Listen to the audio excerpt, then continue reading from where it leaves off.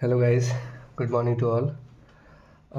मैं कुछ समय से वीडियोस नहीं डाल पा रहा था क्योंकि मैं आउट ऑफ स्टेशन था। गवर्नर जनरल की सीरीज़ में नेक्स्ट गवर्नर जनरल है चार्ल्स कैनिंग। और सबका स्वागत है मेरे चैनल पर, बिहार स्टडी हब पर। गवर्नर की सीरीज़ में लॉर्ड कैनिंग है नेक्स्ट गवर्नर जनरल, जिनके बारे में हम देखेंगे। तो लॉर्ड कैनिंग जो थे वो लॉर्ड डलहौजी के बाद आए। लॉर्ड डलहौजी जब वापस गए तो उस समय अवध का विलय हो रहा था। वो अवध का विलय 1856 के आसपास हो रहा था। तो लॉर्ड कैनिंग को भारत के गवर्नर जनरल नियुक्त किया गया। तो भारत के ये अंतिम गवर्नर जनरल हुए। वो क्यों हुए वो थोड़ी देर में पता चलेगा। तो भारत के अंतिम गवर्नर जनरल हुए और इनका कार्यकाल, अंतिम गवर्नर जनरल का जो कार्यकाल था वो 56 से 58 है, क्योंकि 58 के बाद एक बड़ा रिफॉर्म्स हुआ, एक बड़ा चेंजेस आया और भारत के प्रथम वायसराय बने 1858 से 62 के बीच। तो ये कैसे इनकी नियुक्ति हुई? फरवरी 1856 में ये गवर्नर जनरल नियुक्त हुए। लॉर्ड डलहौजी के बाद आए और उस समय लॉर्ड डलहौजी जब वो उनके बाद इनका नियुक्ति हुई तो उस समय अवध का विलय हो रहा था।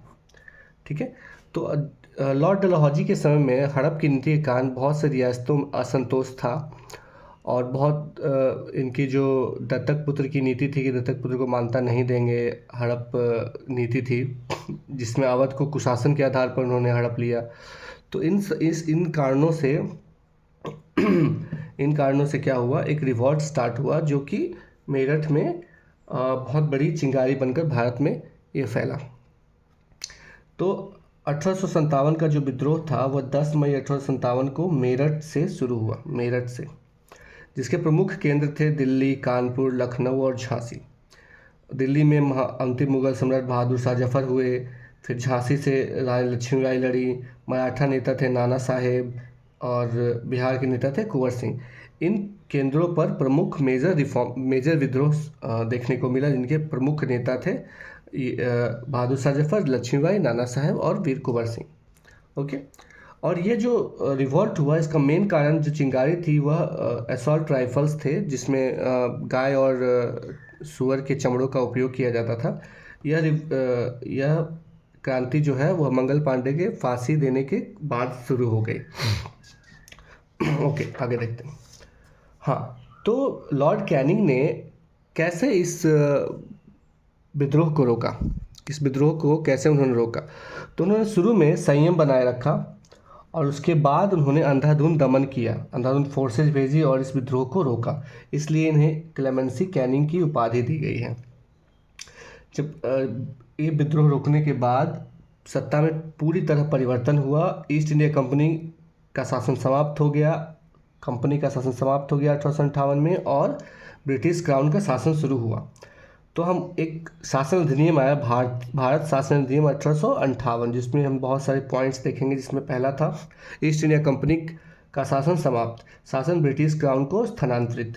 और 1 नवंबर 1858 को महारानी विक्टोरिया के द्वारा इलाहाबाद में घोषणा पत्र पढ़ा गया, जिसमें यह प्रॉमिस किया गया कि धार्मिक मामलों में कोई हस्तक्षेप नहीं किया जाएगा, धार्मिक स्वतंत्रता दी जाएगी और देशी रियासतों की सुरक्षा बनी रहेगी, उनमें कोई हस्तक्षेप नहीं होगा, सबके लिए समान न्याय होगा और विस्तार की नीति नहीं अपनाई जाएगी। ये 4 प्रॉमिसेज क्वीन के घोषणा पत्र में इलाहाबाद में किया गया। उसके बाद कुछ प्रशासनिक, कुछ आर्थिक और वित्तीय सुधार भी देखने को मिले, जिसमें एडमिनिस्ट्रेटिव रिफॉर्म्स क्या थे कि सेना का पुनर्गठन किया गया, जिसमें अंग्रेज़ों की संख्या बढ़ा दी गई और भारतीयों की संख्या घटा दी गई। तोपखाना अंग्रेज़ों के नियंत्रण में रखा गया, जो कि बहुत ही इंपॉर्टेंट था। ये सारे रिफॉर्म्स 1859 में हुए।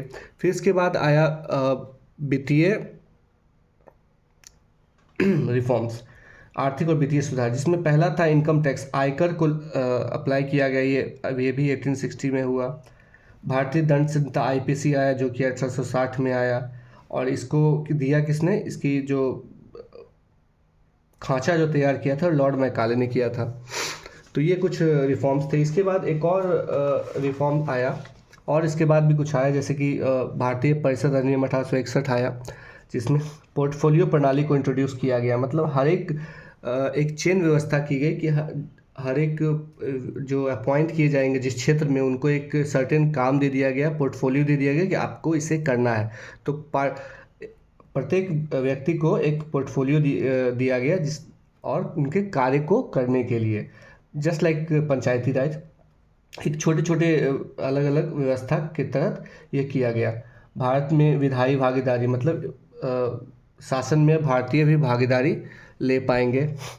फिर आया उच्च न्यायालय अधिनियम 1861। उच्च न्यायालय के अंतर्गत कलकत्ता, बम्बई, मद्रास में उच्च न्यायालय की स्थापना की गई। इसमें सबसे पहला 1862 में हुआ कलकत्ता में, 1862 में कलकत्ता में हुआ।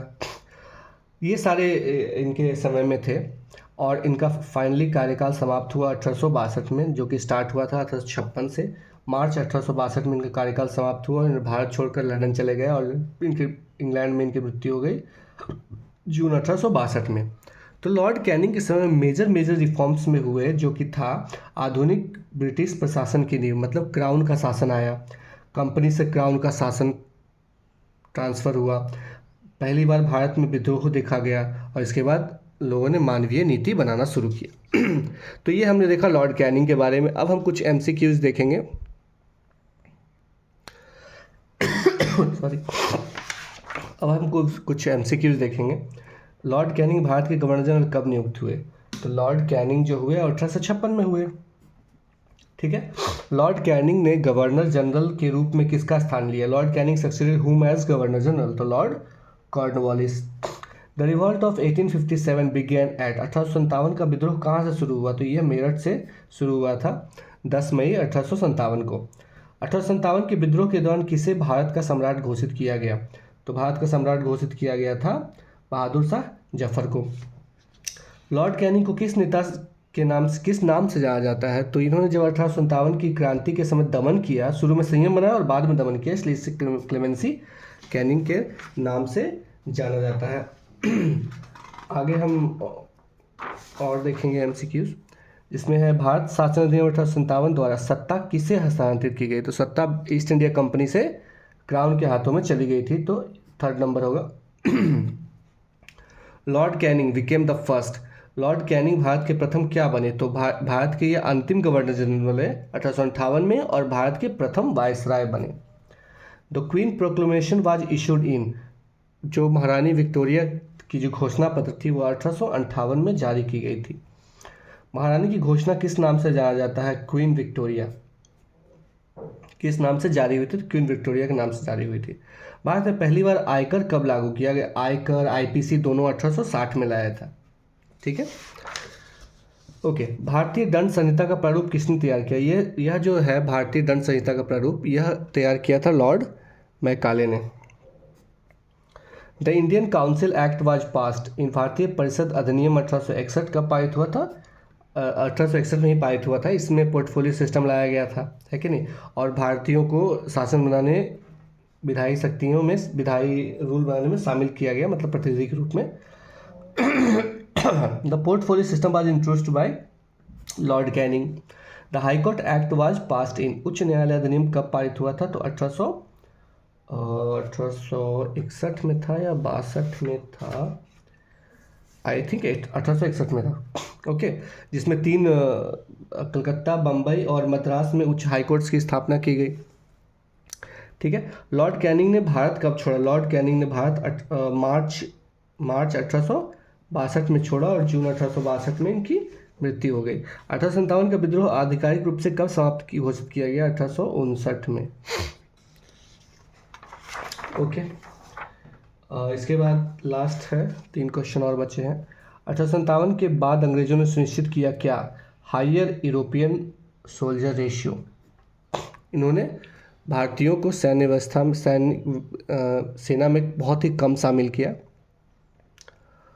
और नेक्स्ट था, किस अधिनियम ने ईस्ट इंडिया कंपनी का शासन समाप्त किया? तो